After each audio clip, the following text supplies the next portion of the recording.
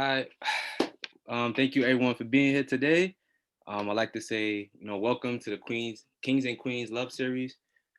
Today's a major day for myself, and thank you for all the panelists for being here. First things first, Kings and Queens Love is the growth of me and the growth of every woman and man looking to be inspired to love, heal, and further to have faith in their life. I want to show people that love is powerful. That's number one. Love is powerful, and through storytelling and personal experiences, I want everyone to find love. And for this now, this is going to be our conversation, Kings and Queens Love Series, and I have some amazing panelists. And I'd like to bring the host on, Marquise Francis. Okay, brother Ace. I felt like you was giving a war speech. All right.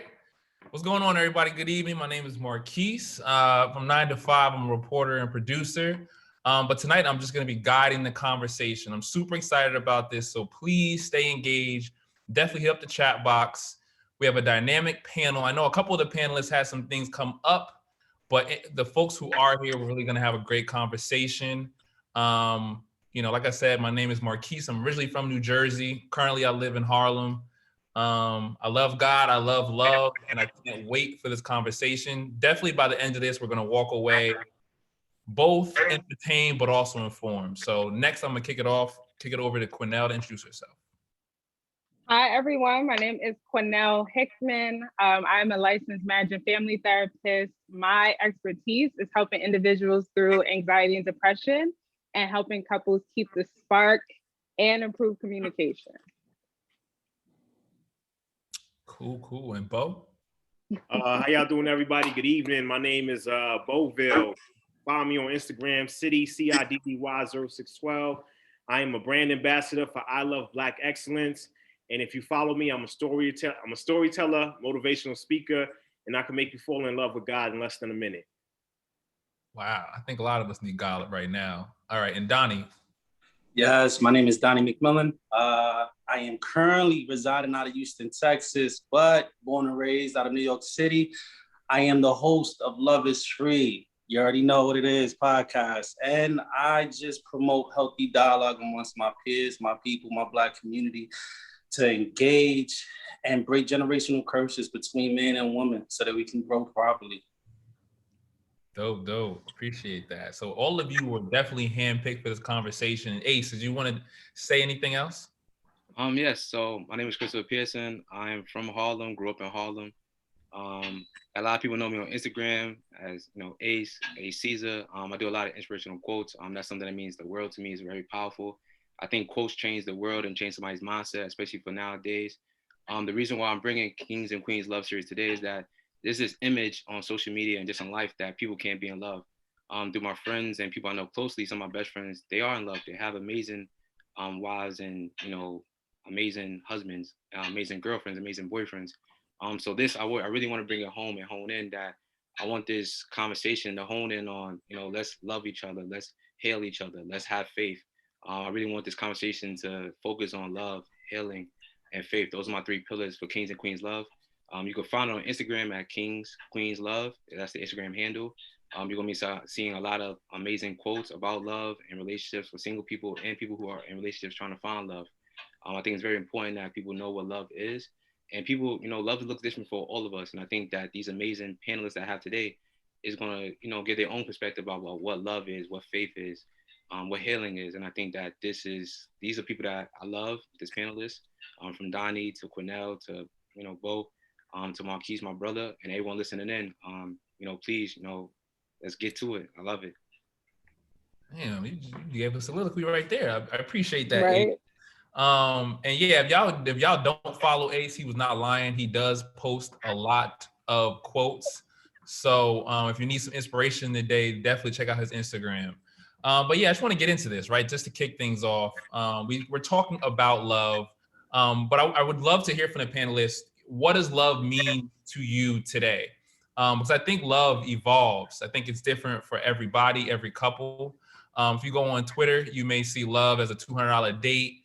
You go on Instagram and you may see love as, something on a reality TV show.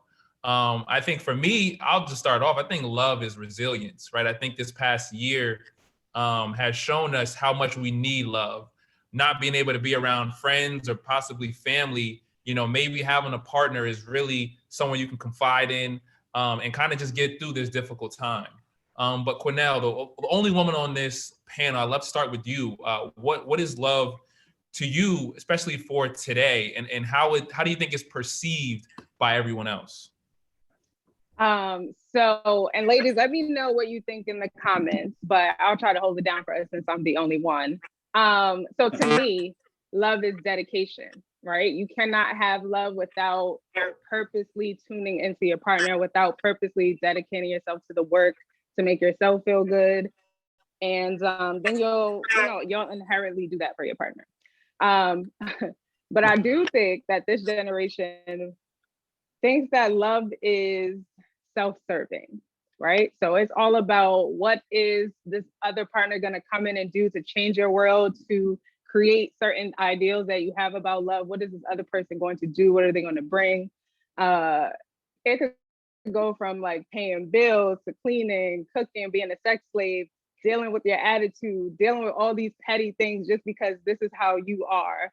And it's a dangerous thing, right? To approach love like that, because when one person takes responsibility for two people, you have nothing but problems, right? And then one person can't take responsibility for two people without them having an additional attitude. So I think that, love is kind of like how to make your life easier, when it really needs to be how can you also contribute to your relationship. Appreciate that. And I see Kathleen said she agrees with you, Quinnell. She said this generation is cooked. And Catherine said not a sex slave. So Donnie, I'm gonna kick it over to you. How would you describe love? Because I feel like you definitely have your own perspective on things. Beloveds, I just believe love is unconditional and it's pure. Love is something that you give, not expecting anything in return, but the fact that it comes from your heart. If you truly love someone and you're doing it just purely out of the goodness in your heart. Right now, we're in a generation where everything it's more about what you can do for me. I'll love you as long as you do this. It's not, it's a trade-off, we see now where we've gotten to a point where everything is about expenses or about money or about how you can take care of me, but not understanding that money can't always buy happiness. It can ease your life. It can definitely make life easier. But even the richest, the most wealthiest of men have gotten lonely. Women have gotten lonely. People have committed suicide because they felt that they didn't have anyone by their side or in their corner. So when you're giving love, give it understanding that you may be giving it to someone who's not prepared to receive it. And that's something that we struggle with. Have you ever experienced that, Donnie? And how have you navigated that? Yes. But listen, beloveds, let me tell you something. The one thing I do, like I said, I'm the host of Love is Free podcast. And the one thing that I do is I use my personal experiences just to let you know that we do go through it also. We live in a day and time where, and it's happened for years, where it's this double standard that women can't be like men, or men are just this one type of person, or you don't find men that really love, they just use women for beneficial purposes. I saw one comment say, not a sex slave. What I've done is this. I've looked at it like this, and it's corny. People may seem that it's corny. It seems easy, but it's really not easy. Do what you want done onto you. Period. Give what you want given to you. Period. As long as you give your all, right, you can be happy with the outcome. Whether it's good or bad, you can say, I put my all into it. So I'll give you my experience. I was told, quote unquote, and this is true story, that I was everything a woman prayed for in a man. I was shown a book. I don't know how ladies do this, but they write what they want in a man, what they praying for on a daily basis. And even with all of that, the girl found a way to walk away. I don't get it. How can a man be everything that you pray for in a man, but you still find a way to walk away? So what I say is this, and that's what it goes back to the fact of, you may be giving love and giving your most purest of gift to a person that's not prepared or ready to have it because they haven't worked on themselves. They're not prepared for that, and it's not your fault. But we so often take what happens in one situation and put it on to other people, and it shouldn't be like that. Appreciate that. And Bo, I'd like to get your opinion. Donnie said something about love, at least in a vain sense, it's a trade-off, and it's very transactional, right? I think if you go on social media, you go on Instagram, you may see Miguel and his wife post some fire photo like, that's love goals, right? People say hashtag couple goals. But what do you feel like should be kind of what should influence our relationship goals? That's the Bo. Yeah, sorry about that. That's the Bo. Okay. To be honest with you, I think it all depends on where you at in life. For me, I've had to learn these last couple of years through my walk, God is love. And we have to remember that, when you know God or when you have a relationship with God, there's just certain things that you just don't tolerate or accept. You know that God is never going to have you question where he stands in your life. You know that God is not going to put you in predicaments that make you compromise yourself, your feelings, your thoughts, just everything, and I think when we take God out of the relationship, that's where we fail. And it just goes back to the foundation of what love is. It goes back to 1 Corinthians chapter 13, verse 4, 7 through 8. It says, love is patient, love is kind, it bears all things. And when you find a healthy love and when you understand how powerful love is when it's done correctly, nothing else matters. So when you understand God's love and when you understand that God is your protector, he's your provider, he's your healer. If you're not receiving a love that is somewhat similar to what God told us that he would give us, then it's not love. And I think we fall short because we fall into what we think love should be. Love is black or white. It's either you love me or you don't. There's no in between. And when we fall short of actually giving people that correct love, that's how our relationships fall. Love, when it's done correctly, love is a beautiful thing. And when it's healthy, it's a beautiful thing. And love, just like when you wake up, God is telling you, wake up, you're happy. When you're seeing that person call you, you're saying, yo, I'm happy this person is calling me. Because love is supposed to fill you with an emotion that makes you feel so complete. Especially when you know yourself and when you become whole with yourself, then anybody that offers you love just takes you to another level. People are supposed to add value to your life, not take away. So I think that answers your question. Absolutely. And I'd love I don't know if you have any, maybe a personal anecdote or something that you can share, because you touched on love is beautiful. And when you feel it, there's no gray areas. It's black or white. You either love the person or not. But I think a lot of times what people kind of get confused about is certain things look like love or feel like love, or maybe it's temporary, maybe it's the physical, but they're not maybe making that person better. They're not building them up. So are there any maybe warning signs or just examples of things that may appear like love and it's not really it?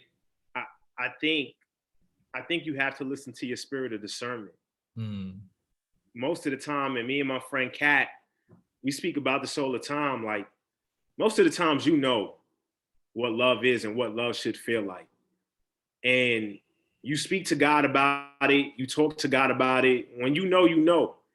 And if you have to constantly question if it's love, then it's not love.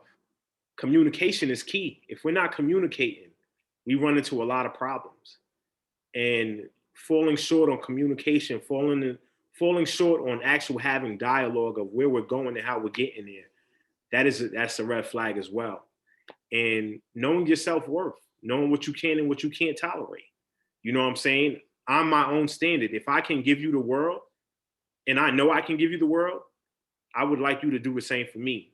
But if you feel like you can't, then I can, and you want to get there, you want to give me that, I could work with you. But that goes back to communication. You get what I'm saying? A lot of times we fall short, and I'll try to say this brief, but if you ever get a chance and you read Ephesians 5, it talks about how a man is supposed to help a woman become better, to become a better version of herself, right? A woman is here to be a man's helpmate. And a lot of times we are not spiritually connected. We're not working together as a team. And love cannot be one-sided. it has to be a group effort. Like we have to work on something to become better. And I think we fall short on that a couple times. I appreciate that, brother. I'm gonna start calling you Pastor Bo. I know it's Sunday, but you brought a word. Appreciate that. And so, Ace, you are our anointed social media guru. You posting quotes, so I'm sure you see on social media the same thing, couple goals or whatnot. So I'm gonna throw the same question to you. In terms of what should couples look towards for influence? And when I say that, I want to go to a couple of the comments. I see Fabian wrote, your relationship should be with God. Your goal should be what you and your partner make it. And I saw someone else say yes to discernment to Pastor Bo's comment earlier. So Ace, yeah, what do you feel like when it comes to couple goals? What should those be like? I know you go to church regularly. You got your church turtleneck on. I know I have one on too, but yeah, what would you say? Because I feel like also you like the unofficial love doctor. I don't know why people are always going to you with their couple problems or love issues, but you always giving somebody advice. So what's couple goals look like? I think it depends on, when you look at somebody else. I think you shouldn't look at, like I know right now, for a perfect example, people like, oh, Michael B. Jordan, Lori Harvey. I think you have to look at yourself. Like people are like, oh, I want to be like Michael B. Jordan, Lori Harvey. I want to be like this couple or social media. I think that you need to focus on yourself. I think that a lot of people nowadays, they like, oh, I want this $1,000 bag. This if he buys me a $1,000 bag, he loves me. No, he doesn't. He just had the money to afford that. And I think that people need to have pure conversations like, okay, this is what my want and need is. And I think a lot of times we look at social media, and to be honest, a lot of us, we wake up in the morning, the first thing we do, some people don't even pray in the morning. They go right to social media like, oh, I need to go to the shade room. I need to go, I don't really know all the handles, but like, I know the shade room is a big thing. Like, oh, like, what is this couple up to? And you go into like the comments of the shade room and you see like, when they post this couple, or whether it's like a Steph Curry and his wife, or LeBron James and his wife. And I feel like, damn, like you really into their lives. And I really think that people, when you're dating someone or you're interested in someone, you need to be able to talk and focus and not look at social media like, oh, this is the goal I have in mind. I want to be in 5 years, because you don't know what happened between them in those 5 years to make them get there. You don't know what sacrifices they had to get there in order to, love someone. And I think that's very important. I think we need to stop looking at social media, and especially today's generation, a lot of people look at social media to be like, okay, this is an example of the type of woman I want to be with my husband. This is an example I want to be like with my spouse. And I'm like, and your partner. And I think that we need today and this is why, I wanted to create Kings and Queens Love Series, because I want people to understand that, like, in today's society, is that we have to hone in on our own love languages in order to understand like how to love and how to be in a relationship. So to me, I think that instead of looking at social media, we really need to focus on like what our own personal self-worth is and our own personal love languages are. That's just my opinion. Okay, cool. I appreciate that. Yeah, I mean, one of the things that struck me when you were talking, it reminded me growing up, I would say, I might see somebody on TV like, oh, wow, I want to be like them when I grow up. I would say, and my mom would be like, you don't know what their life is like. You don't know what it took to get there. So I think, just being able to take a step back, kind of like you said, Ace, and realize, okay, you need to figure out what works for you, and seeing what someone else has is, I think, beautiful, but understanding you literally have no idea, right? I think, even Bo mentioned, like, you don't even know how stuff is, and people are probably miserable, right? You see Kim and Kanye going through divorce, right? Donnie mentioned money doesn't buy happiness. I mean, they got all the money in the world, and obviously something ain't right there.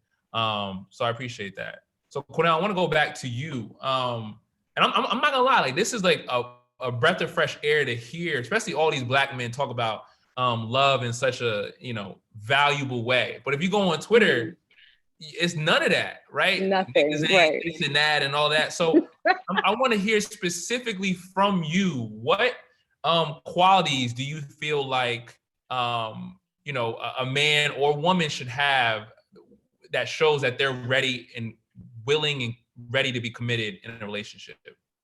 Mm-hmm. All right, so this is not just what I feel. Again, I'm a licensed marriage and family therapist, so this is what I see in the room. This is research based. So qualities that you need to have, whether you're a male or a female, you need to be open to your partner's influence. If your partner is speaking to you about something, you need not just automatically cut it off. You need to consider it. When your partner is speaking, you need to tune into them, pay attention to them. Don't be on your phones. Body language is also very important, right? So if someone is speaking to you and you're rolling your eyes or your back is turned, that is a sign that you are absolutely not interested. So for qualities, you need a person who is open to influence. You need a person who is very mindful of the way that they come across, who's very intentional about tuning into you, very intentional about knowing your interests. It's important that you share each other's interests. These couples that you see together, you see on Instagram, who are, taking pictures and you think that they're couples goals, not only do you not know anything about them, but you do not know like how long they've actually been together a lot of the times. And, you don't want to look to social media. There was a comment made that you want to be your own couples goals. And to a degree, that is true. You want to talk to each other, right? So someone who is a good communicator, and I'm putting that in quotations because good, you need to figure out what works for the two of you. And I'll tell you guys more about like what good communication actually looks like later. But not only do you need to be a good communicator, you need to make sure that you are paying attention. You need to make sure that you and your partner can come up with things that are specifically for you. You can look to other couples. It's important that if you're going to look to another couple, not that they be on social media, but that couples who have been together past like the 7-year mark. Because a lot of marriages, they end at the year 7. There's like the 7-year itch. So most American marriages, they end after 7 years. So you want to look to anybody who's made it past year 7. Anyone who's made it past year 10 to 12, you're pretty much good also, because then there's a higher percentage of divorce rates there. So I've just answered a multitude of questions, but qualities definitely, you want to make sure that you're open to experience, open to influence, a good communicator. You want to make sure that you are being respectful of your partner. You're not criticizing them. And make sure that if you are going to look to a couple, it's not on social media, that they've been together way past the 7 and the 10-year mark. All right, appreciate that. Especially those facts. And since we on the subject of facts, I have one myself. So I was looking up some information before this, so I'm gonna throw it out there. So it was a BBC article, and it said it could take between 90 seconds and 4 minutes to decide if you like someone. And obviously, this has very little to actually do with smooth talking. 55% is through body language. I know you just mentioned that. 38% is through tone and speed of your voice, and only 7% is through what we say. What you're actually saying. Right. And it's crazy actually, because I actually watch Married at First Sight. And I think that is the craziest show. People are literally walking down the aisle for the first time, seeing their spouse. And then all of a sudden they have to be with them. And I don't know, that dynamic, it's like, I understand the qualities that they fill out on the paper are one thing, but it seems to be so much more. I mean, I would love to hear, especially from your experience, does it seem to be like something specific that you've seen over and over that kind of ends relationships or marriages? Yeah. So there are a few things that really end marriages. I like to call them the 4 horsemen of the apocalypse. So one is if there is constant criticizing in your relationship, that is not a good sign. That's a really big red flag. Criticism makes people defensive. Defensiveness is the second sign. Defensive, nobody wants to hear you. They're shutting down. If there is a lot of disrespect, criticism and disrespect really go hand in hand, but a lot of the name calling or just literally not listening, like what I was talking about before, not tuning into your partner. And that last one is stonewalling. Stonewalling is really like you're just shutting down. You don't want to hear what anybody has to say. And that usually comes when a person feels like they are just being attacked constantly and then there's no point in them saying anything. So all those things are really big red flags. But another one is if you're not purposely tuning into your partner again, like your partner has all these things going on, you have no idea like what they're doing, what they're thinking about, what they do day to day. So it's important that you feel like your partner's your friend. If your partner does not feel like your friend, that is a red flag. That's a problem. Come see me. If you feel like you need a reset, right? Because anything that you're saying your partner just completely does not understand, you also need to come see me, because that's a problem.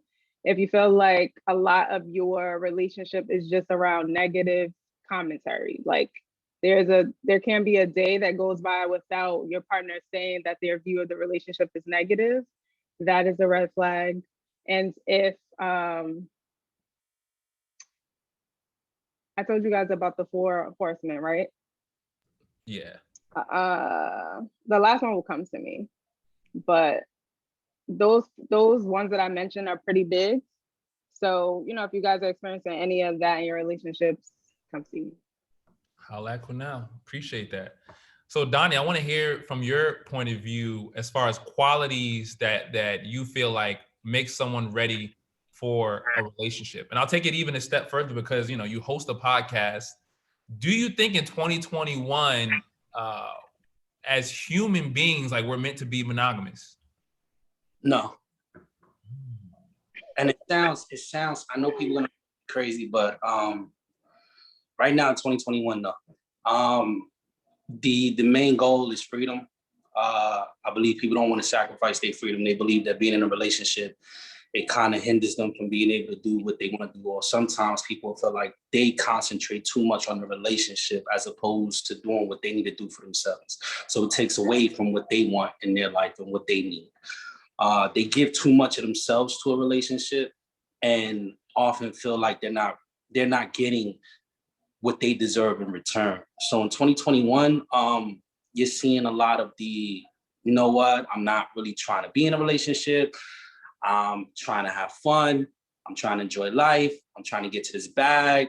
I'm trying to, create a future. That's where people are at. If you're with that, okay, we can go on a trip. And then we'll see what happens when we get back. It's more of that. I honestly believe that comes with experience. It comes with experiences, trauma from previous relationships, as what was said before, the whole concept of gaslighting, communication, dating with intent. I feel that we lack that. What is your intent? What do you really want? What are you really looking for? How do you have intent if the goal is possibly multiple people? The problem is that there's, all right, listen. When it's the goal isn't multiple people for people. The goal is that they still want their freedom. It's like, I didn't like the whole concept of Boozy Corn calling Lori Harvey what he called her, or saying that she's not goals. No, the goal is understanding when to leave.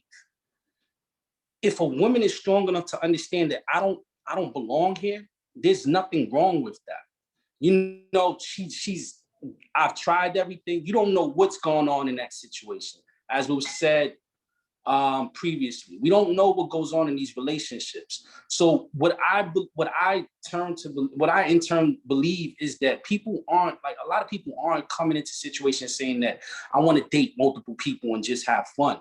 No, they just want to be able to be free with their partner.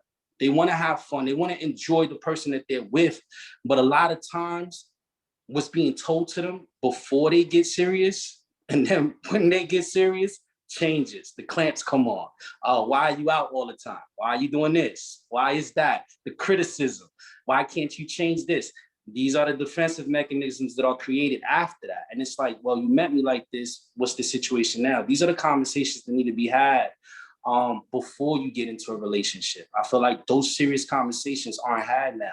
It's more about brunches and dates and let's go on a trip, instead of really getting to know a person and really knowing and understanding that person before you take that step. Mm-hmm. Appreciate that. I know. Oh, okay. I'm just like, let me just be clear. I need to ask, are you saying that monogamy is like, we're not meant for monogamy? He said right now. Oh. He said right now, just so that it's clear, he said right now in 2021, do I believe that people are meant for monogamous relationships right now? And from what's seen and the consensus of what's out there right now, no, not a lot of us are looking, not a lot of people. Let's say not a lot of us, because I'd be happy with just one woman and be fine. I could do that.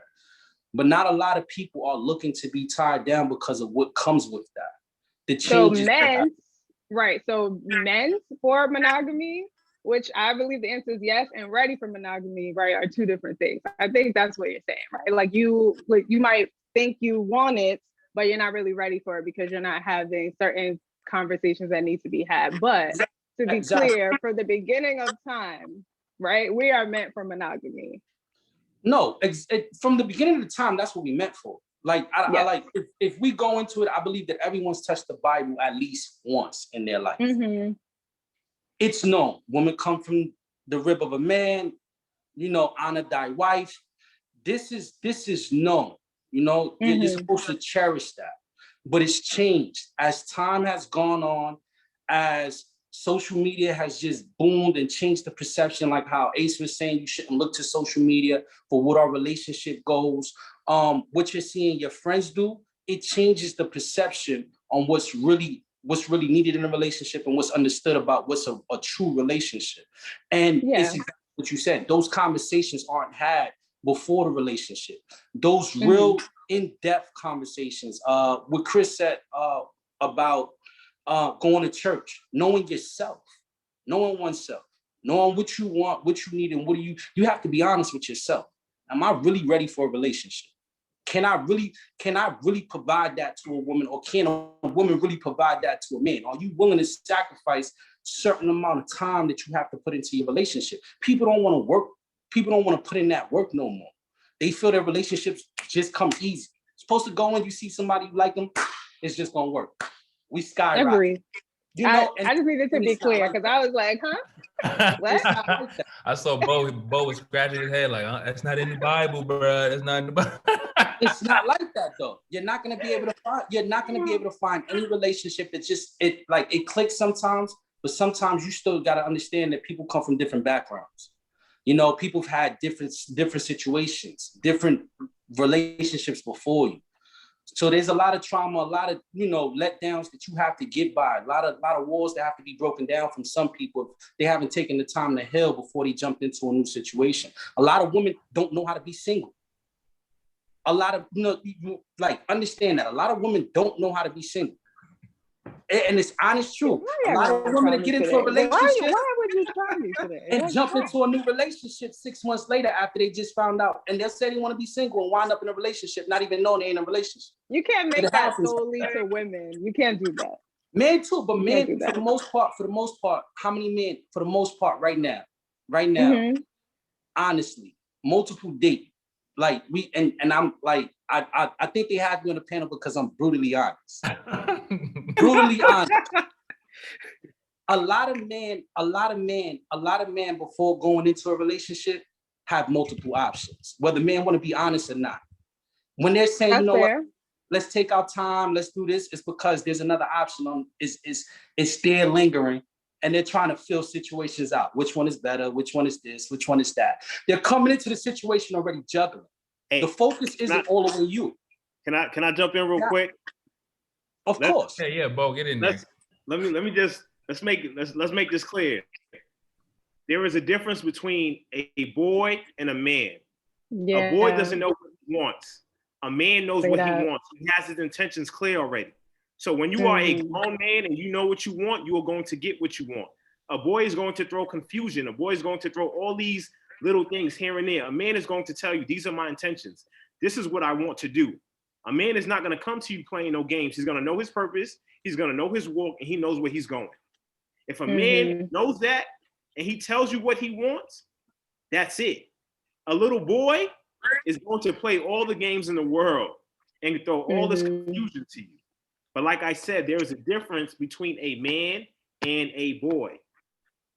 Yeah, like really not being ready is what you're speaking about. But men and women don't know how to be single because there's a lot of non-reflection happening. People are just jumping into relationships.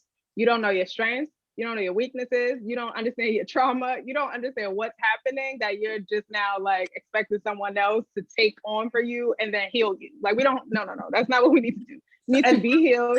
You need to focus on yourself, and then you can be ready to contribute, right, to a relationship. But saying that only women don't know how to be single, I don't look, and just as sometimes as men, even me, I'm becoming a man, right? There's still trauma that I have not identified, right? A lot of us don't do therapy because of the culture that we came up under, right? So a lot of us don't even realize that we have mommy issues, we got abandonment issues, we got daddy old issues, girlfriend issues. old girl. So we have all this trauma, and then because what we do is we go into a situation expecting somebody to heal us, not even realizing that we need to heal ourselves first. Exactly. So that's why we jump from one relationship to another, because we're just putting band-aids over certain situations. We're all guilty of it. I was waiting for that, because you was pushing the limit, brother. I was waiting. We're all guilty. I was really waiting, because you know what, I really, that's the focus here. Let's not lose focus. The problem is that all of it does not get thrown on a man. That's the focus. Lack of communication, lack of knowing yourself, period, between men and women. There's a lot of women that say men are boys, they play around, they this and that. But if you want to take that, right, and put it to a woman like she said, that hasn't taken the time to know herself, know her real strengths, what she really needs in a relationship, what's really needed in a man, right?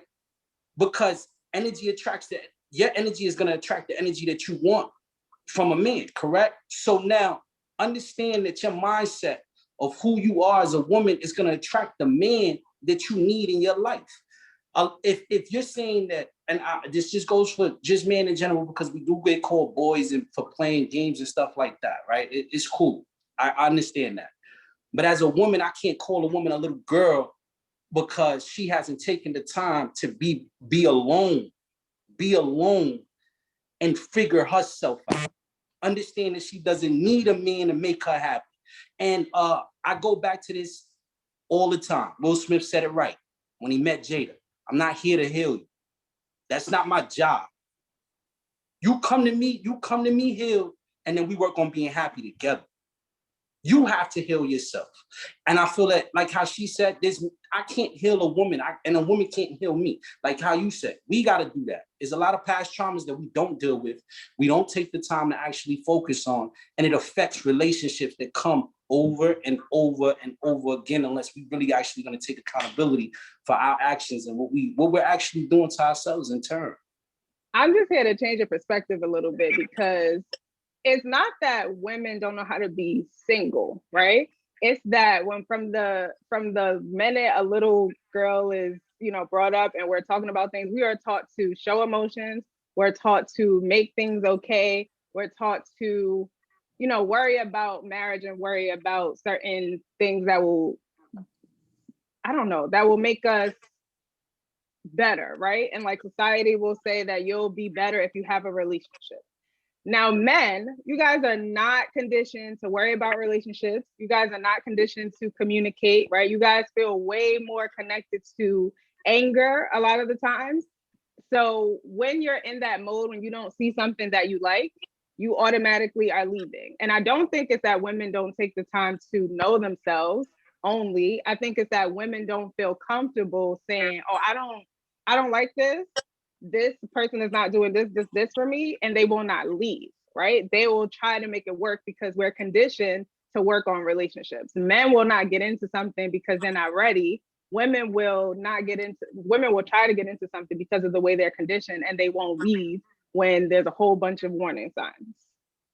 All right, we're gonna come back to that one. I feel like, that's definitely something. I think in general, the generalizations, I think, are what some people may have some problems with. Obviously, I think we all have our own experiences, particularly in our, environment of what men and women are doing, or what they have, what they don't have. But I think all of that was super important, because I think everyone's perspective is why love is not always the easiest thing. I think love is different for everyone. It looks different from relationship to relationship. So I think all the conversation is great. I do want to go over to Chris because the chat box is heating up with conversation about religion.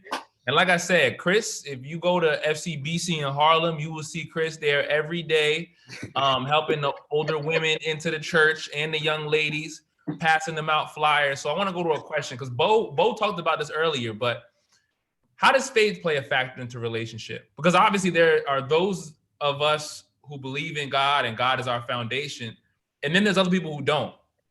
And I think personally, I don't know if those two things can coexist, right? Someone who does believe and somebody who doesn't.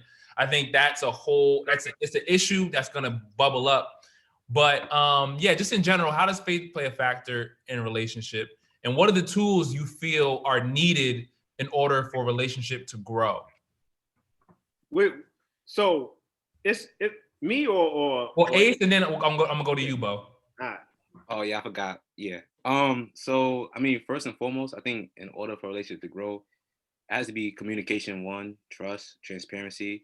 And I think those things, as you continue to talk to someone, get to know someone, you learn more about them. You learn more about, the things that, might upset them, might really get them angry. And then it's also like knowing their triggers. I think those are some things that you really want to learn about someone when you're trying to talk to them when they're hard over and grow in that matter. When it comes to faith, for me personally, I think faith is a big thing in a relationship. I think you should be able to, pray with your spouse, pray with your partner, and your partner might not believe in the Bible, or they might do, or they might. But I really think that it's important to learn the Bible together and also be taught by your spouse. You might come from a background where you know of God, but you don't know the words of God.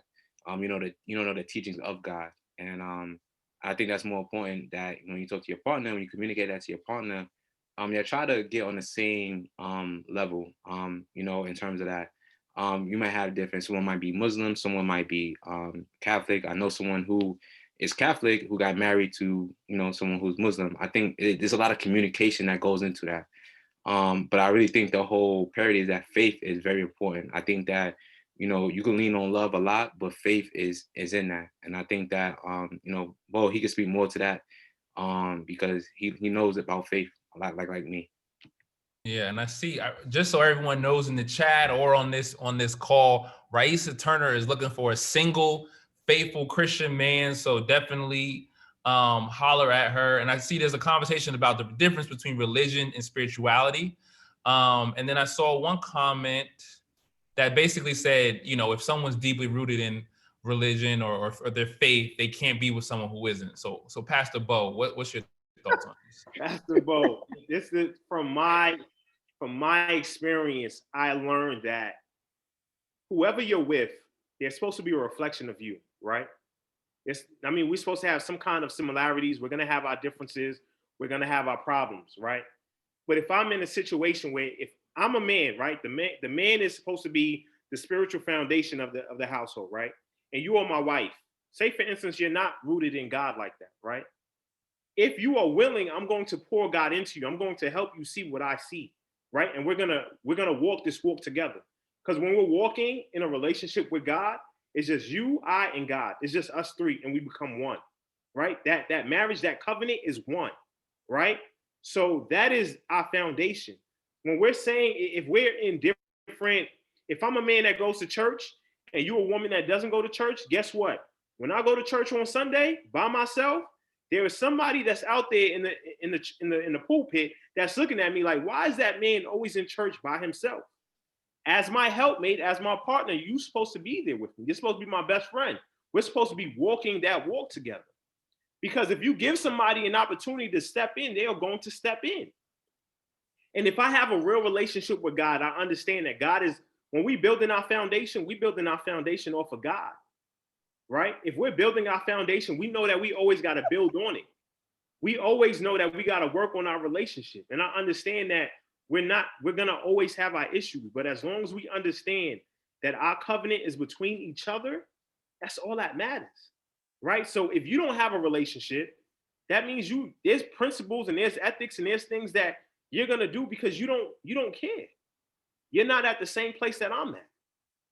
But as a man, I understand because, like I said, when you read Ephesians 5, it tells you that a man is going to clean his woman. He's going to make sure that his woman is his helpmate.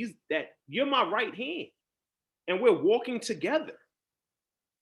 So if you want to believe, we're going to believe in this together, because if you understand that because I'm the spiritual head of the household and I know that God sent you to me, I'm going to hold your hand every step of the way, and we're going to walk. And when we're walking, we're building together. When we're building together, we're praying together. When we're praying together, we're understanding how love, when it's done correctly, can be the most beautiful thing in the whole wide world. So everybody that gets caught up in this whole religion and spirituality, your relationship with God is your relationship with God, right? My foundation, if you look at me, my foundation was Catholicism. I'm Catholic. And people look at me, they be like, what? I'm like, yes, but I still believe in the same principles, right? I still believe in treat people with respect, love thy neighbor. I understand all those. The principles don't change. And I'm going to, and if we're together, I'm going to love you because that's what it was intended to do, to love people correctly and to treat people right. My love should never make you question where you stand in my life, right? Your love should never make you ask God, why did you bring this person to me? If you brought this person to me, God, this person should make me happy, not sad. So we're bringing the same energy. We understand each other. We're building with each other, and we're making each other better because we're going to a kingdom, and God wants his people to be happy, not sad. I shouldn't be miserable if I say I do to you. I should be happy when I'm walking down the aisle. I should cry when I see you. I understand that my happiness is your happiness. When you cry, I cry. When you laugh, I laugh. When you're hurt, I hurt, because we're together. It's a union. And when you understand those principles, and when you understand how powerful God is in your relationship, nothing can break it. And if you let it break, that's because you never set your foundation the right way. And I think I answered that question. That was beautiful. I saw Ace snapping. He looked like he was just giving a spoken word piece. But no, Bo, that was on point. I really appreciate that. I mean, you hit it on the head. I believe. I mean, I wonder for people who don't believe in God, what their love is like, because it's like you don't even have a foundation. I don't even know if we need to get into that, but I believe in God. I grew up in the church, so everything you said is on point to me. What advice do you have to somebody who doesn't believe in God? I guess that's my question. Whatever your foundation is, that's your foundation. Yeah. I can never tell somebody, hey, just because you don't believe in God doesn't mean but you got to believe in something. You got to have some kind of morals, some kind of ethics. What is your ethics? What are you working on? You get what I'm saying? What can y'all build on, right? If this person cheats on you, right?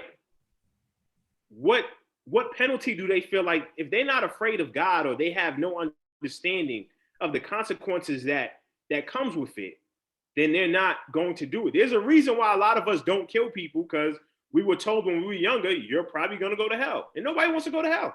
I don't want to burn, right? But when you fear God, and when you understand how powerful God is, there's just certain games you just don't want to play. And that's why when you say I do, you have to understand how powerful your vows is. Like, if you're going to play your games when you dating, more power to you. But when you say I do, that's a different ball game. And you got to be careful with that fire that you're trying to play. And when you do play with it, you better talk to the man upstairs, not your therapist. Appreciate that. And I'm going to get to the Q&A questions in just a minute. But Cornell, I know you mentioned something you wanted to get to. I don't know if you covered it. Something about communication, I believe. Yeah, it was so much I wanted to say, but yeah, just the one thing that I forgot to mention about like trouble spots in relationships, with all the 4 horsemen that I discussed, and feeling like, your whole relationship, you have this complete negative view about it. One other sign is if you are trying to make amends, right? You're trying to make up. Let's say you and your partner are constantly arguing, but you're trying to make amends. You're trying to make up. If your partner does not receive that well, then you guys are in trouble and you need to come see me. Chris, I agree with what you said about the religion, but I just wanted to point out, right, that the most important part of your statement is if you are willing, right? Because if a person is not willing to join that, join that step with you, or join into a union with you with with just religion specifically, right? Like if they're not ready, then you have to speak to your partner, because there has to be another shared vision for you all. It can't, there's also this misperception that like you have to be similar to be in a relationship. You really don't. You just need to work through some kinks. You guys need to agree on some things. And if religion is not one of the things that you agree upon, I just want to give people hope here, right? Because it is hard as hell, right? When you are of a different religion, but it is possible as long as you have a shared vision for your relationship. Appreciate that. So I'm gonna get into these questions, and Donnie, I'm gonna go to you first. This came from Michael. He asked this a while ago. I've been trying to get to it, but are we conditioned to like each other? Are we conditioned to like each other? Yes. From before time, we are conditioned to go against each other. I mean, we can go back to slavery, light skins and dark skins, house niggas and field niggas. Like we conditioned to compete.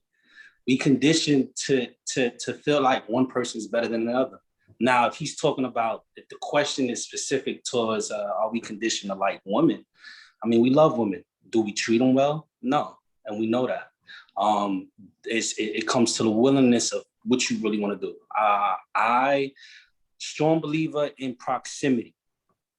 Men in general, they'll consistently say, if that person never did that to my sister, my mother, I would, but then turn around and do it to a woman. So you know, it's like, you know, if you're not gonna allow or like a man to treat your sister, your mother, your aunt, your cousins like that, then actually apply that to yourself when you actually deal with women. But in general, condition to like each other from before time. It's always been a fight with you know, amongst each other. Who's better than who's the strongest, who's the weakest. And as time went along, then we started to actually, you know, get to the point of, all right, he may not be as strong as me, but he can provide this. He may not be able to do this, but he can do that. She may not be able to give me this or look like this, but she can provide this to my life. You know, so it's all about, you know, what's most important to you. Well, I see you raising your hand. I'm so sorry. Because I if you see me laughing this whole time, I'm laughing at the comments. I'm reading the comments. Y'all have me cracking up. So let me, I'm sorry, look, right? For me, I'm reading the comments and somebody saying people who are religious, they make mistakes all the time. Yes, that is true, right? When it comes to your relationship with God, right? I cannot speak for everybody else, but I'm speaking to the people who have walked in my shoes, who have a relationship. Let God be your moral compass. Whatever you do outside of that, that is between you and the man upstairs. I know I'm not perfect. I understand that. But I also understand that I have a relationship with, and the expectations that he has for me, I fall short of that. And I understand that. And I ask God for, like, my best years of my life were when I let God lead it.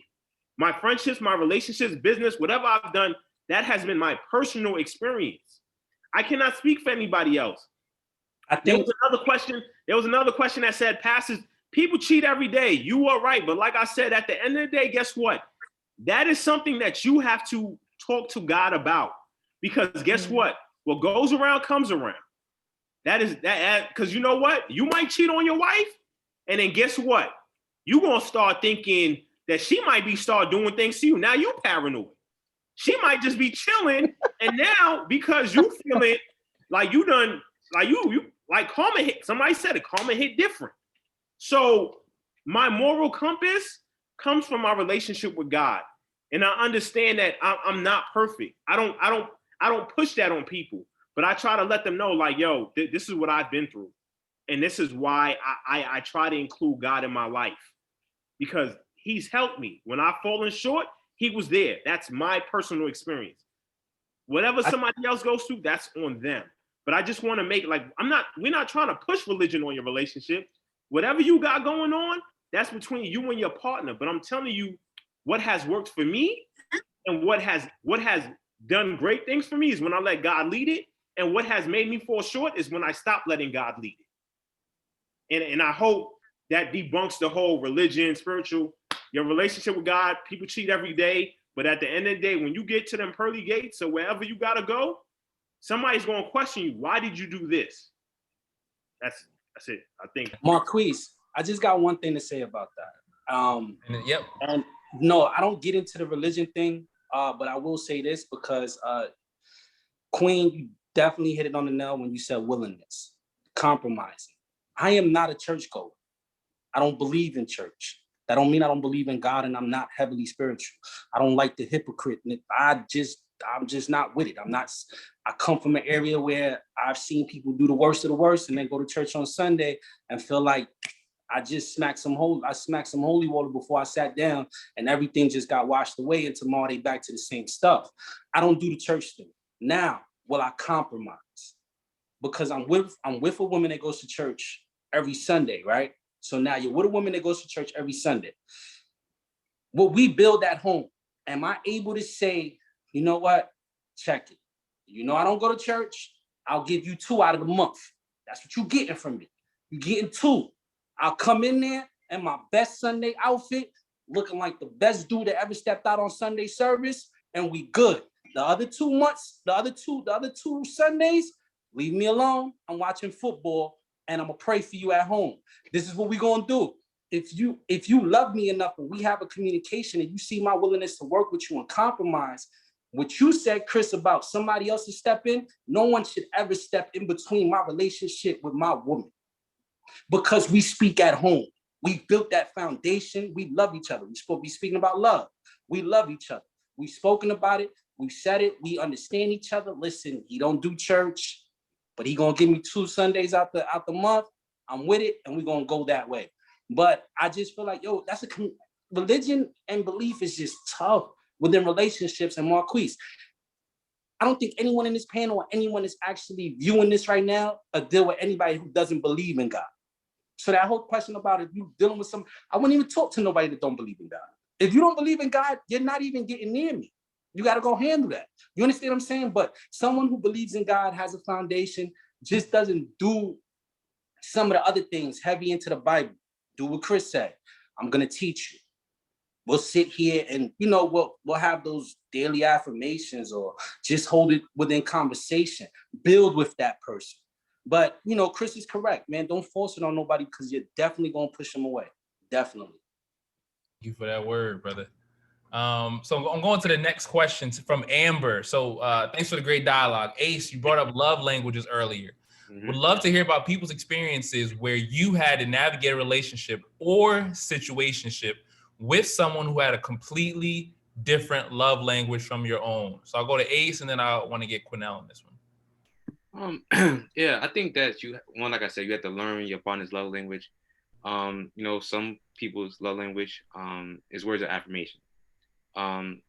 That's kind of mine as well in action. I think that you really have to really dive in, and really when you start to have an interest in a woman, have an interest in your partner, you really have to learn your love language. Now it's not always you might not always see that first, but it's something definitely that you want to look for because that's something that hits home. So if she likes gifts, you might want to be the person that gives her gifts because it might mean something to her. And if that's her love language, then that's something that you might want to do more often than not. And if she loves, words and affirmations, you might want to let her know how much you love her, how much you appreciate her, how much, things that you want to express to her. It shouldn't just be like, hey, like Valentine's Day just passed. You shouldn't just tell her on Valentine's Day, this is how much you mean to her. You should tell her every day, especially if that's her love language. And I think that's super important to learn your partner's love language and also to keep trying to learn it, because sometimes you might think you know someone's love language, that's your partner, then you find something new a year later or 2 years later or 3 years later and so on. So I think that daily dose of really trying to learn your partner's love language is very key in any relationship, but especially in life when you're trying to love someone. And I think everybody's king or queen. We all have different love languages. So I think the most important thing is that they hit on the head. Please, learn your partner's love language. Please learn how to, appreciate your partner's love language. It might not be the same, but that's okay because we're all different people. But when can you say the 5 love languages? Because Chris over here starting trouble in the chat. Honestly, that's why I'm laughing at. Yeah, I'm laughing at it too because I see Chris and he texted me on the side, so he's gonna cause trouble anyway. But I love you, Chris, anyway. But yes, my love language, one of them is words of affirmation. Donnie or Quinnell, vote. If I could speak to more love languages, Well, I can. yeah, Cornell, I would love to, because you're the only woman, but I'd love to hear you answer that question as well. Do I think that, what was the question again? I'm sorry. Basically, have you had to navigate a relationship where love languages were different? Oh yeah, I've definitely had to navigate a relationship where love languages are different. I am a quality time and a acts of service, and it's slightly receiving some gifts, right? So you don't have to be like one, just for the record. But I've definitely had to navigate it, and my partner was words of affirmation, and that is just not how I am, right? Like I will do something for you before I say something very, very sweet and kind. So it takes though a lot of effort. Like I was saying before, it takes a lot of effort to show up for someone in the way that they would like you to, and not that you are trying to heal them, right? But in a relationship, your one job is to put all of the effort that you can just to show up for your partner, to let them know that you care, right? Not to heal them, not to do all these other things, past traumas, and make them whole. You just want to put as much effort as you can to making sure that the person knows that you care about them. So if you really, really love a person, you work to figure that out. And then a misconception or misperception is that like you have the right partner when you don't have to tell them what you like, right? A person just does it. That is such a myth, right? Like you need to tell a person what you think is love or what you think is support, because someone could be showing you love, someone could be showing you support, and the whole time you don't recognize it. So you need to have that conversation about what you love, what your love language is, and what support is. Cool. And we just got another one. I see Eric put, Eric, who just celebrated a birthday not too long ago, put the 5 love languages: words of affirmation, acts of service, physical touch, quality time, and receiving gifts. So it's definitely important to understand yours, understand your partners, and obviously navigate that how best you can. I'm not sure if this is a question, but Courtney Jackson said, would allowing someone to, quote, step in when your wife is not at church with you be the right values for a committed partner? I think that's almost like rhetorical, like it's not a good thing. And I think Donnie touched on compromise and figuring out what works for every relationship. But yeah, I don't think anything, stepping in and committed relationship don't go together. So we'll just keep going from that one. And Stephanie says, so I'd like to get Bo and Donnie on this one. What do you believe the pursuing balance should be in the early stages of a godly relationship? So that's something we haven't really talked about. Like we've talked about like what love is, but like love in practice and kind of what that looks like. So just even going from you have interest in a person, how do you show them you have interest in the early stages of a godly relationship in the way? Yo, Chris, let me go first because you really be in the Bible, so you're gonna kick some stuff that I know you're gonna do. So listen, I just believe we don't court. We don't take the time. We like, it's so generic now, yo. It's like everybody does the same thing. No, like there's no real effort put into getting to know someone anymore. Like, you understand what I'm trying to say? You want a godly relationship? Build. You're supposed to court your woman. You're supposed to take her out. You're supposed to make her feel like the best thing in the world. You're supposed to like literally do like acts of service. Actively listening. Man, don't actively listen. I heard somebody say we're not mind readers. You ain't gotta be a mind readers. Like, listen, bro. A lot of times women are saying things within conversations that we're not even paying attention to because you're somewhere else. If you actively listen, you can easily figure out that maybe she wants that little thing that she's seen outside because she just said, oh, this was just so cute. Now you surprise her with that. She's like, wow, he was actually listening to me when I said that was cute. I was like, there's things that we have to do. We don't do as men. Like, I just feel like that, for me, that's the biggest thing, the little things. The little things, man. Like, if you want a godly relationship, man, just be everything you're supposed to be as a man. And I'm not, like, Chris, I know, not the like taking care money-wise, but just caring for that woman in the best way possible. Like, listening to her. I believe that that's a big thing. Now, Chris, go ahead, baby. I know you got this. Go ahead. Chris and then Bo. I don't even know if Chris got that one, but Chris, you want to comment on that one? Yeah. We'll go to Bo. Who hurt Chris Butler, yo? I'm not gonna lie. I think Chris is slightly trolling, but I think so. Who I hurt think this some of it. man? The last time that I've seen him say it was hilarious. I'm in here cracking up. All right. What is the question again? I'm sorry, cause like. What do you believe the pursuing balance should be in the early stages of a godly relationship? And like I said, I think for me, what I'm taking from this is what does that beginning stage of love look like, in actual form, right? We're talking about what love is and communication and this and that, but like you see someone, you're interested, how do you pursue them in a godly way, it sounds like?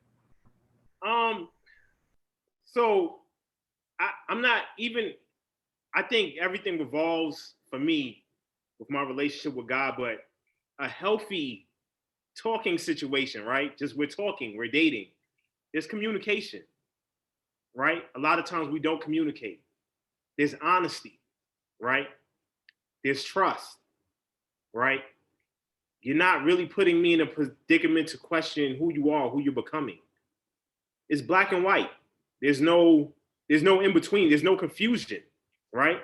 You're not coming to give me confusion. You're coming to shed light on the situation. It's healthy. You know what I'm saying? I shouldn't be stressing in the first couple of weeks that we're talking. You know what I'm saying? That honeymoon phase, it should be there. You know what I'm saying? Like I should laugh. I should be happy. I should have all these sunshine and lollipop flavors. You know what I'm saying? Making quality time. You know, if you want me and I want you, like, let's make time for each other. Make me feel like I'm important. Make me feel like I have a space in your life. You know what I'm saying? But just those simple things. Dating is not rocket science. We make things harder than what it really is. You like me, I like you. Okay, let's talk and let's make it do what it do. You know what I'm saying? If you feel like my expiration is up, then you let me know. Instead of falling back, just communicate. But we don't do that. You know what I'm saying? We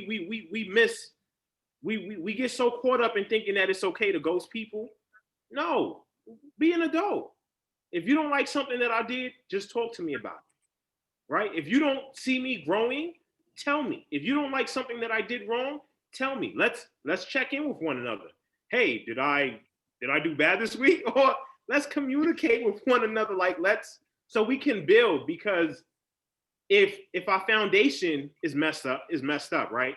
And we build this house, at some point it's gonna fall because our foundation was never solidified. So let's build upon just growing together. And if we can't do that, then just let it go. And can I comment on that? Why not? Yeah, of course. Just on building the foundation, that's really important. And you know that you have a good foundation because I think the word healthy is relative. And like a lot of things that we're saying here is relative because we all have our own like ideals, but the foundation to a good or a healthy relationship is really feeling like you are your partner's friend, right? You like to hang out with them. You want to spend time with them. You actually know what's going on. You're actually listening. Listening is important. And for the record, guys, you really need to work on listening because like research, right? It takes a woman 5 to 7 times to say something before it clicks. Like that is annoying as a woman. So I need y'all to just like do better. It's my greatest gift, baby. Y'all listen well. Period. It probably takes you a while. I think a lot of men do listen. I think, in my opinion, we have to say things 5 to 7 times in order for you to listen. Like I'm literally not making this up, and it's annoying. Y'all all are probably amazing men, but I just need y'all to like, if you're with someone or you're trying to get to know someone, just on purpose, like check in, make sure you actually understand what's being said. All right. And I'm going to get to these last 2 questions. I saw Nene in the chat say, stop with the morning texts. They get annoying. So I actually pick up and call. And she also had a question. Number 1, it's a 2-part question. Is anyone on this panel married? And number 2, is sex a prerequisite for relationship/marriage? And Quinnell, I want to go to you first. And I also just want to reiterate, if those of you who were not here at the beginning, we definitely have more women who were supposed to be on the panel, but there has some unfortunate things happening up. Cornell is holding it down, but we definitely don't want this to feel like a one-sided heterosexual male dominated conversation. We had a great mix, but folks had to call out. But Cornell, I want to go to you first. Is sex a prerequisite for a relationship? Are you married? Relationship? Go to you first. So no, I'm not married. I'm in a relationship. Sex is not a prerequisite. You need to be able to speak. You need to be able to feel connected. Now, if you want to be intimate, right? There's certain questions that you can ask your partner. If you want to be intimate, there's a whole bunch of exercises. You guys can come see me. One that I love to have couples do is to stare into each other's eyes for like 2 minutes, not speaking. You're talking with your eyes. If you're not really ready to give it up, or you're being celibate right now and it is, like physical touch is a hard one, you might slip up, just try the eye exercise. Okay. Donnie, I'd love to get your 2 cents on this one. It just, listen, man, we got to be honest with ourselves, man. I just think it just depends on the person, man. Like Chris said, we're all grown. Know what you want. You come into the situation knowing what your date with intention. If you don't your intention when you're looking at a woman. He said the difference between men and boys. Be honest. We're living in a day and age where some women don't really want a connection. Yeah, I'm sorry, it's the truth. Why do you keep saying that? No, Why do listen, you keep saying I'm some just, women? hey, listen. I'm telling you the truth. Whether you want to believe it or not, the percentage shows, and I'm sorry, if you go out of town on a vacation, if you think that men are going to DR just for nice beaches and sun, that's not happening. This is what I'm trying to tell you. It's a great percentage of people that you can honestly go to and say, listen, this is what I'm looking for. Now, not every woman is going to like it like that. Not every man is going to come out and tell you the truth. But like Chris said, be honest with yourself. If you're not looking for a relationship, let it be known that I'm not looking for a relationship. I'm not looking to, I'm not coming into this situation, right, expecting for this to be serious, because that can leak down the line. That can really cause issues within a woman. You can really hurt that woman bad, and it can be a bad situation. You understand what I'm saying? All I'm saying is be honest. There's been plenty of times, and a lot of men say, there's been plenty of times you can look up and say, hey, listen, I'm going back home after a night of drinking, and you just met this woman, and she like, well, I'm coming with you. It's the honest truth. And that's just that, like, shoot. I saw that in the comment. Shoot like Curry. It's either gonna go in or you missing, but be honest. Just be honest. Let's not play with each other. Let's not lead each other down the wrong path. Is sex a prerequisite? No. You're not gonna get a great foundation in a relationship if sex is your prerequisite. If you're telling me you got to give me sex in order for me to be with you, or like sex guy has to, like, off jump, if you don't even know if someone's good in bed until it happens. It can't be a prerequisite. Like you can't ask that question unless you're really coming into the situation saying, I'm gonna give you something. That's the only way you're gonna know if you're staying or not. So sex being a prerequisite, nah, chalk that up. Like, it's either, this man is just here to play with you or he's not. Like, you know what I mean? And that's that. Build for something more. Because sex, after a certain amount of years, it ain't the same anyway. So you be all right, bro. Like, it is what it is. I appreciate that. I do want to go to one of the comments. I think Raisa said earlier she's looking for a beau in her life. So just throwing that out there.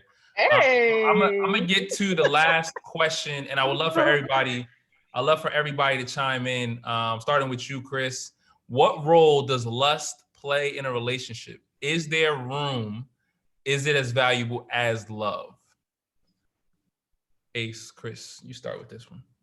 Wait, say that question again, sir. What role does lust play in a relationship?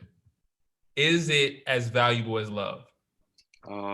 Lust does play a big part in a relationship, but it's not a big part. I think love is its own standard. I think that you have to be able to love your self-love first, and in order to love someone else. I think that's like one of the major components of why I started Kings and Queens Love, and also why it's very important in order to love someone, you need to love yourself first. And I think that, yes, lust can play a part in it, but I also think that in order to really, really be in love with someone, that you love is like key. That's just my opinion. Bo? Let me come back. Just come back to me on that one. Come back to me on that one. All right, Quinnell? Yeah, love is very important. So is lust. No matter what anybody tells you, lust is really a yearning for a person, and you get that if you are making sure that you really, really have some things going for yourself, right? Your partner has to miss you. Your partner has to feel like you have some things going on where you don't have to be attached to the hip all the time. So that you could really build lust that way, but obviously physical attraction is definitely important as well, but do not let that be the main guider for your relationship. Donnie? I don't want to lust for you. Lust is one of the 7 deadly sins. I don't want to lust for you. I just want to miss you. I want to love you. If like lusting is different, I can lust for anybody. I can lust for a woman in short shorts with you know what I'm saying, looking crazy. She just got a body done. I can lust for the next woman after that. Lust is nothing. Like that don't, yeah. I don't want to lust for you. That's like, I need something greater. I need it. I like, if during my day, in the back of my mind, I'm not like, and I'm not talking about thinking about you physically. I'm just not thinking about you. I'm not wondering, yo, what is she doing? Or, you know what I'm saying, how she is. Or I just want to call, I just want to hear your voice. I don't like, you know what I'm saying? Like there's times where I just want to hear your voice. I just call to see what you're doing. That's it. I don't want to lust for you. I can lust for anybody. Lust for me is not, that's like, if I'm lusting for you, it's over for you. I don't like, we don't have nothing. After that, it's over.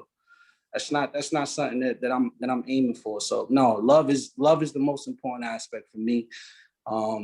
And just caring for someone enough that you miss them enough.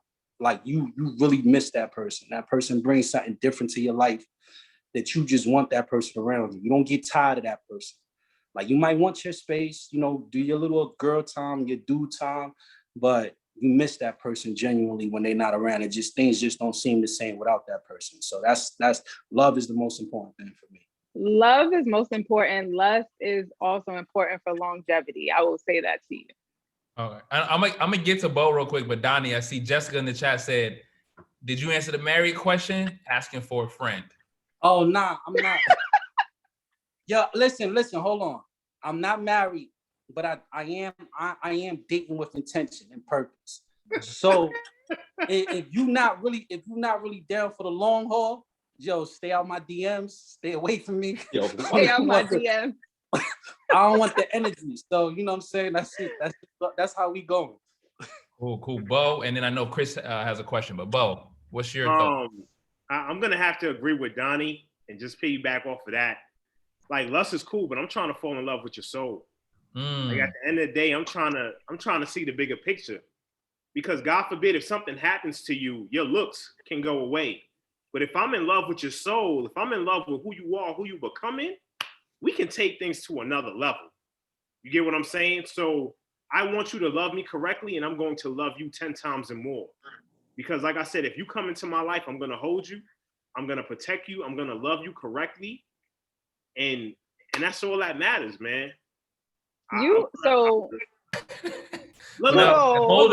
up. Listen, I got you. I hear what Donnie and Bo were saying. And my 2 cents is, all of that sounds great. At the end of the day, you want your woman to be fine. You want her, right? You obviously want her mind, but also you want that body as well, right? You're not marrying someone just for their, smarts. Like you really do want that. And no one is saying you need to lust someone more than you love them, but there is some percentage of lust in the liking, in the infatuation, in the desire. All right, just as I hear what you're saying, but guess what? I've met a lot of beautiful women throughout my life, right? Especially when I was living in Atlanta, right? You see through a lot of people when you get to know them one-on-one. So yeah, you're cute, but what else do you have to bring to the table? But I think I think there's a misperception. You do have to love someone first. You absolutely need to love someone, right? When you love someone, you get into a relationship with them. That whole time, lust never goes anywhere, but you do need to differentiate which one it is, right? So I understand you need to love someone's soul, but lust is also a very important factor. Once you get into the relationship, lust is very important for longevity. All right, cool. So I do want to go around to everybody to give a little bit like kind of a just a summation on love and what you would kind of encourage people for love. But before that, I know Ace, Chris has a question he has for the panel, and then I'll go around. So just start thinking about that, before, and then Ace has a question. Yeah, so Kings and Queens Love is about inspiring today's generation, my generation, the past generation about love, and especially this future generation about how to love better, how to be inspired to love better, how to heal better, and have faith also. So my question to the panelists that I brought on, what do you know now about love that you wish that you could tell your younger self and to the audience as now? We can start with Cornell. What do I? There's a lot of things, but I think the first one is that you don't need to build a person, right? This is not build a man. This is not build a woman. You need to know, like right off the bat, if there are certain things that you can deal with, right? And if you cannot deal with those things, then you need to walk away. But you stay stuck in a place when you are constantly like pleading with the person to change something. So I guess it's okay to stay, but also, it's okay to leave, but you don't build a person into who they are. We're gonna go to Bo.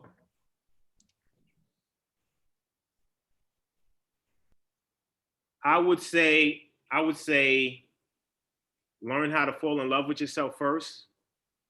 I've heard a lot of people trying to figure out who I was. And just take your time. Understand what you bring to the table. Don't rush into anything. Get therapy. I think that's something that we've been pushed away to the side. Deal with your trauma. Stop jumping from relationship to relationship just to find happiness. Find happiness within yourself first. And really understand what it means to be honest. It's just black and white. You ain't got to play games. If you want something, say what you want, mean what you say, and say what you mean. And that's what I would have told myself if I was younger. Great. Donnie? No one's gonna love you the way you love. It's difficult, and it takes on different forms.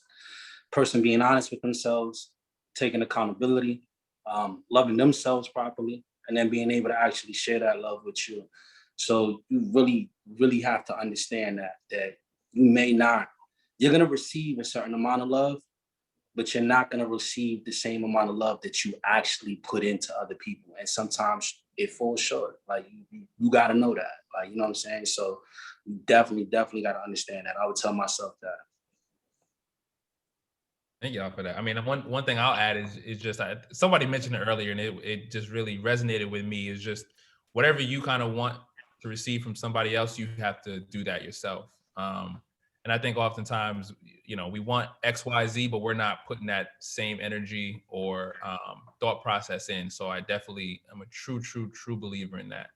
So, I just want to thank all the panelists, Bo, Quinnell, Chris, and Donnie, for being honest, transparent, and just sharing all of your insight. And like I mentioned, I would love to leave folks who are watching with kind of just some encouragement, or just something as far as just what have you learned about love to date, and what would you kind of encourage people on their path towards finding love? And I'll start with Donnie. Then we'll go. I was definitely about to say, let the queen close out. You know what I'm saying? She the only one in a relationship, doing well. Therapist, I see you, baby.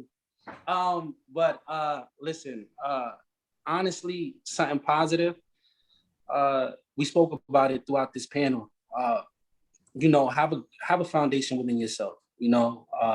Like really work on understanding yourself, understanding your needs, facing traumas, issues that you may have. You have to actually pinpoint your triggers. Feel safe enough to be comfortable with giving your all in situations, and know that as long as you give your best, and you're honestly honest with yourself and with the situation, no matter what happens, man, you can walk out and be fine with that. You can literally be okay with it because you know you did everything.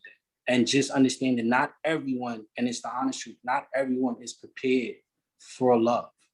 That's a battle that everyone has to actually take on themselves. So once you realize that, understand that you don't have the power to heal no one. That person has to work on that themselves, man. But love is out there, and it's, you know what I'm saying, for everyone, and it's a beautiful thing. Dope. I know both gonna close us out with a couple words, so I'm gonna go to Cornell next. Something that I want to keep you guys encouraged about, we've all said it, right? Know what you bring to the table, right? That, I can't stress that enough. Know what you bring to the table and know what you're willing to contribute to a relationship. Also know that whatever you want, you need to be very clear about. Do not give somebody chance after chance to not work on what it is that you said that you need. When it's time to go, make sure that you go. If and there's nothing wrong with working on a relationship if a person has the main things that you look for. If communication is an issue, communication can be worked on. But please keep in mind that love is an investment. If you are in a relationship, about 69% of your problems will not be solvable. Will not. So you need to be very clear about who you can deal with. And if you have issues on communication, you seek therapy. Please don't think therapy is taboo. I am communication guru. You can come see me. You can find me at Cornell Hickman on Instagram, and also on Psychology Today. Thank you. Ace?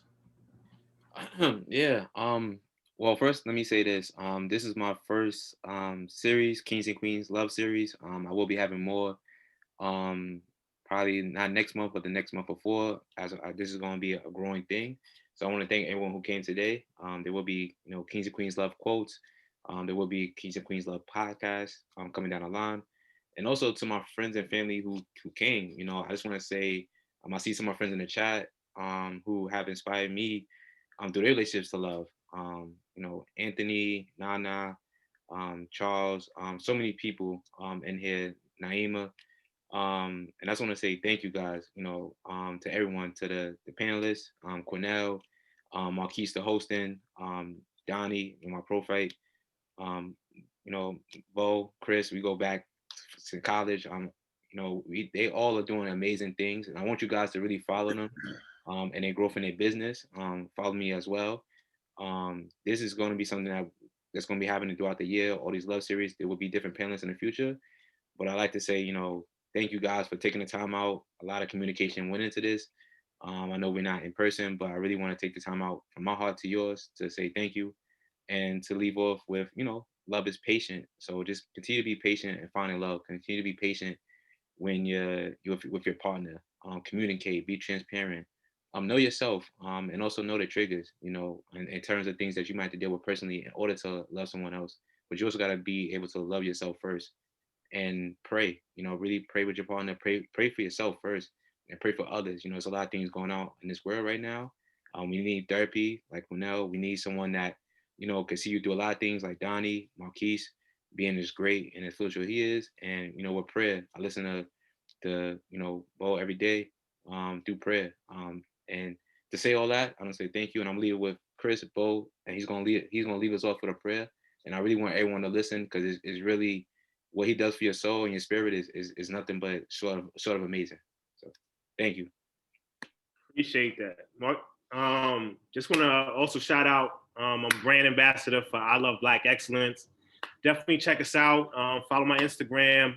Like I said, I'll make you fall in love with God in less than a minute. So let's bring it home. As always, if you want to bow your heads, you can. If not, no love lost. Father God, as always, we just come before you and we just want to say thank you. Thanks for the opportunity to just be in your house and to just be in your presence mentally, physically, emotionally, spiritually, and financially. We just ask that you cover us, protect us, heal us, strengthen us, and just give us the insight to just make better decisions. Help our spirit of discernment to know what's for us and what's against us. Father God, use your hand as a shield to protect us from any negativity that is not supposed to be around us. Build us up, strengthen our feet so that we can stand tall through the test of time. Protect us as we walk through this journey, just trying to figure out who we are, God. We just ask that you just open our hearts so that we can receive the love that you're pouring into us. Open our minds so that you can see so that we can see the vision that you have for us. Open our ears so that we can listen to your words, especially when we feel hurt, God. Just keep reminding us that we are never alone. We never have to turn back and just question our love for you because we know you're always in our heart. Father God, we just ask that you continue to push us forward and not back, and just allow us to grow when we feel down. Allow us to grow when we feel as if that we can't push no more. And just keep showing us the way. Father God, we trust you. Father God, we love you. And Father God, we just want to say thank you for every opportunity. And we just want to keep pushing forward. And, you know, what more can we say, God, but just thank you and amen. Amen. Amen. Amen. All right, thank you, everybody. If the panelists put your IGs and all that in the chat. Thank you, everybody who's been tuned in the entire Chris, can you time. type mine? Because I'm on my phone. I think you said Quinnell Hick. Okay, Ace got it? I got Yes. it. Cool.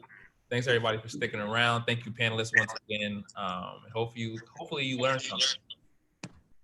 All right. And go in love on some people today.